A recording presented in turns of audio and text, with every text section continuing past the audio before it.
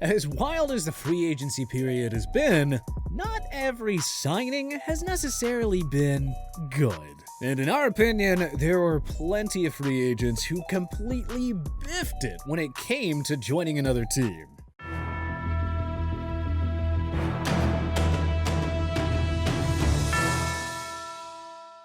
History shows that the vast majority of lucrative NFL free agent signings are doomed to fail.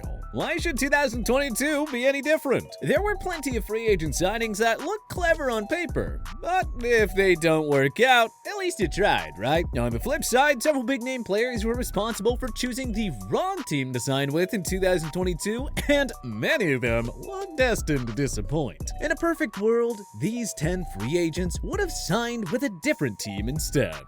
Chandler Jones should have signed with the Buffalo Bills. In terms of annual value, Jones received a fair contract from the Las Vegas Raiders, a 3-year deal worth $52.5 million. But no one can argue that Jones would have been better off signing a long-term deal to maximize his earnings. This contract will take Jones into his age 34 season, so the odds of him landing another lucrative deal after that really aren't that high. And yes, we know the Raiders will once again be a playoff contender with the arrival of Jones and Devontae Adams. But can Jones realistically expect to win another ring with Patrick Mahomes, Justin Herbert, and Russell Wilson residing in the AFC West? Not to mention all the other great quarterbacks in the conference. Seeing the money that Buffalo gave to Von Miller, Jones and his agent should have pushed harder for a deal to join the powerhouse in Orchard Park. Jones could have even taken a cheap one-term deal, crush it with Miller, potentially win a Super Bowl, and further increase his value for a long-term deal next year. Plus, Jones would have had the opportunity to bully his former New England Patriots squad twice a year. Truly a missed opportunity for the 4-time Pro Bowler. Quandre Diggs should have signed with the Cleveland Browns. In some ways, it was surprising to see Diggs re-sign with the Seattle Seahawks more than a week after they traded Russell Wilson. Diggs was one of the top defensive players on the market and would have generated interest from multiple contenders. Instead, he returned to the Emerald City on a 3-year contract worth $40 million. The Seahawks appear to be going through a rebuild. They released future Hall of Fame linebacker Bobby Wagner in a cap-dumping move, and so that only puts more pressure on Diggs and the rest of Seattle's lackluster secondary. Lots of championship hopefuls could have used a safety of Diggs' caliber. The Cleveland Browns especially would have made sense here. The Deshaun Watson trade puts the Browns right in the Super Bowl mix. Though they could use an upgraded safety to round out an already dangerous defense. The Browns had the cap space to make a move for Diggs as well. With 10 interceptions and 17 passes defended over the last 2 seasons, Diggs would have been a great fit in a secondary that already has Denzel Ward and Greg Newsome. But instead, Diggs will finish up the remainder of his prime years on a non-competitive Seattle football team. But hey, to each their own. Brandon Scherff should have signed with the Cincinnati Bengals. A classic case of chasing the money. Hey, not blaming Scherff here, lots of guys do it. The 5-time Pro Bowler guard joined the Jacksonville Jaguars on a lucrative 3-year contract worth $49.5 million. Yes, he'll enjoy some extra cash, but at this phase of his career, why not compete for a Super Bowl? The Cincinnati Bengals gave fellow standout guard Alex Kappa a 4-year, $40 million deal. They later landed former Dallas Cowboys offensive tackle L. Collins on a 3-year deal worth $21 million. Scherff would have been the perfect addition for the Bengals. He's a potential Hall of Famer who, when healthy, is a top 5 guard in the game. And he'd have every opportunity to chase a ring with that explosive Joe Burrow-led offense in Cincy. The oft-injured Scherff only has so many effective seasons left. Why he's wasting it in Jacksonville for a bit of extra cash that, let's be real, he probably doesn't need after earning over $66 million through his first 7 seasons? Why not sacrifice a few of those dollars to chase a championship? A few extra million is nice, but winning a Super Bowl is priceless. Austin Corbett should have signed with the San Francisco 49ers. After helping the Los Angeles Rams to a Super Bowl 56 championship, Corbett signed a 3-year deal with the offensive lineman-needy Carolina Panthers for $29.25 million. Hey, good on Corbett for getting paid, and the veteran guard should absolutely upgrade one of the league's worst offensive lines from a year ago. But with all due respect to Corbett, we really don't like the situation he's going to. The Panthers have one of the league's worst offenses, and it's because of the awful quarterback play. We still don't know who's going to start under center next year, and it better not be Sam Darnold. The Super Bowl contending San Francisco 49ers needed a guard after losing stalwart Laken Tomlinson to the New York Jets in free agency. The Niners could have offered Corbett a similar contract to the one he got from Carolina, with the main difference being, of course, that Corbett could be in position to win right away in San Fran. And he'd be playing in a potent offense with a future star QB in Trey Lance. That seems like a way better situation than what Corbett signed up for in Carolina. Cedric Wilson Jr. should have signed with the Indianapolis Colts. Yeah, Wilson signed with the Miami Dolphins before they made a blockbuster trade for the Kansas City Chiefs superstar Tyreek Hill. But even before Miami landed Hill, Wilson signed up to join a crowded pass-catching group that included Jalen Waddle, Mike Gesicki, and, at the time, Devontae Parker. The latter was eventually traded to the New England Patriots, but Hill's arrival essentially made Wilson the number 4 pass catcher once again in Miami. And Wilson will even have to compete with running backs Chase Edmonds and Raheem Mostert for targets. Simply put, he is not going to be anywhere close to the 45 catches, 602 yards, and 6 touchdowns he put up during his career year at Dallas in 2021.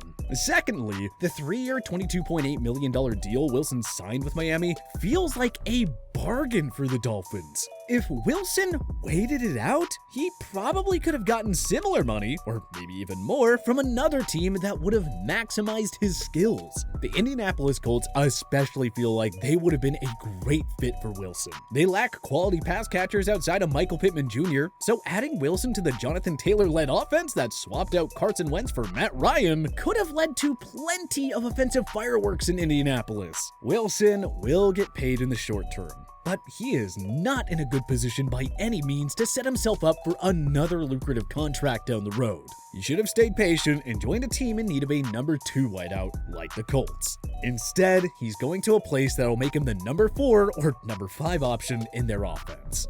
Bradley Bozeman should have signed with the Cleveland Browns. Bozeman is one of the better centers in the game, so it was kind of shocking to see him settle on a 1-year deal worth only $2.8 million with the Carolina Panthers of all teams. Bozeman is joining one of the NFC's bottom feeders on a deal that's worth a fraction of his real value. So why Bozeman? Why? We previously listed the Browns as the best landing spot for Quandre Diggs, but we also view Cleveland as the ideal destination for Bozeman. They are in need of a new starting center after releasing veteran mainstay J.C. Treader in a cap-saving move. The Browns had to clear cap room, but the loss of Treader undoubtedly makes the O-line a little bit worse. They could have really used a quality replacement like Bozeman, and the Browns could have easily topped the offer Carolina gave him too. 1-year deals aren't the worst idea, since it gives a player a chance to reset their values for the next year. But Bozeman has it tough in Carolina, whereas he could have performed like an all-pro on Cleveland's star-studded offensive line. CJ Uzomah should have re-signed with the Cincinnati Bengals. Uzomah was an underrated piece of a prolific Cincinnati offense that fell just short of bringing the city its first Super Bowl. Uzomah was a fine security blanket for Joe Burrow, hauling in 49 catches for 493 yards and 5 touchdowns, which, by the way, are all career highs. So why not run it back with the franchise and try to win a championship? Uzomah was in a great spot with Cincy after all. But nah, he went to a place where, well, the careers of big-name players tend to fade pretty quickly. Uzomah joined the New York Jets on a 3-year contract worth $24 million. Now, in terms of his production, it's a pretty fair deal. But why would Uzomah want to join a Jets team that strikes out on its expensive free agent signings more often than not? Zach Wilson has promise, sure, but let's face it, he is no Joe Burrow. Uzomah chased the extra dough and will likely spend the remainder of his prime years on a non-competitive Jets team. Wouldn't it have been more fun to stay in Cincy and go to work every day knowing you have a chance to compete for a Super Bowl? Or, take the money and play on a lousy team with a questionable quarterback. Yeah, that works too. Darius Williams should have signed with the Indianapolis Colts. He was often overlooked in Los Angeles, but such is life when you line up beside All-Pro Jalen Ramsey in the secondary. Not that Williams is complaining. He was absolutely the ideal number 2 corner in La La Land, and was instrumental in helping the Rams win Super Bowl 56 at SoFi Stadium. The cap-strapped Rams were never going to be able to retain Williams, who signed a 3-year, $30 million deal with the Jaguars. But it's kind of like the Jets here. The Jaguars have a really sad history of overpaying for big-name veteran players in free agency, only to see them perform well below expectations. Are we absolutely sure Williams will be an exception to that rule? Not sure if a rebuilding Jacksonville team is really the spot for Williams. He would have been the ideal fit in the Colts' zone-heavy defense that new DC Gus Bradley loves to run. Williams would have slotted in nicely on a Colts defense that's loaded with playmakers. He could have emerged as the new lead corner that Indianapolis has been searching for several years now. It just made so much sense for these two to join forces. The Colts should have been all over trying to land Williams, and Williams should have been content on joining a contender that would have best utilized his skill set. Patrick Peterson should have signed with the New England Patriots. And Peterson signed a 1-year deal with the Minnesota Vikings last offseason, but the future Hall of Famer looked like a shell of his former self. In a surprise to everybody, Peterson went back to the Vikings on a new 1-year pact worth $4 million. Honestly, we're not really sure why either side agreed to this. The Vikings need youth at corner, and Peterson should have joined the one team that has a rich history of turning seemingly fading veterans into stars again. And that team would be Bill Belichick's New England Patriots. And Peterson is just no longer capable of blanketing the opposition's top receivers on a weekly basis. But he could have excelled as a number 2 or number 3 corner in the Patriots' man-to-man schemes. Belichick always finds a way to get the very best out of his players, and he likely could have done the same with Peterson, who would have helped replace some of the production they lost from the departed J.C. Jackson. But back to Minnesota it is, I guess, where it didn't even work out the first time.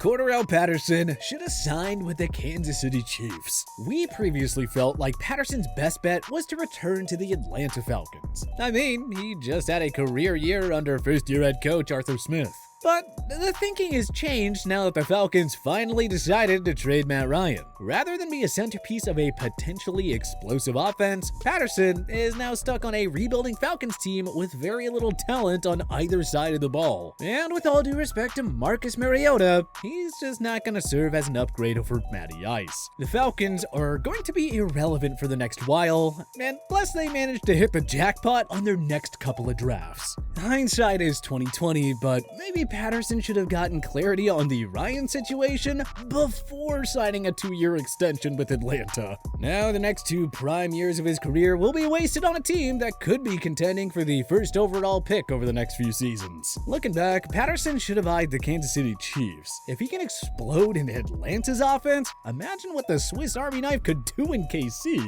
Surely Andy Reid, Eric Bieniemy, and Patrick Mahomes would have maximized his skill set. Not to mention that there's a gaping hole in the offense with Tyreek Hill gone. But anyway, at least Patterson's individual production should remain stellar, even if Ryan and Calvin Ridley are no longer in the picture. But what other NFL free agents chose the wrong team? And who should they have signed with instead? Join us in the comments section below. If you like this video and learned a thing or two, clicking the like button helps out a ton. And hey, we appreciate it. If this is your first time coming around to TPS though, subscribing is a great idea, because we put out videos like this every single day. But as always, thanks for watching, and we'll see you guys next time.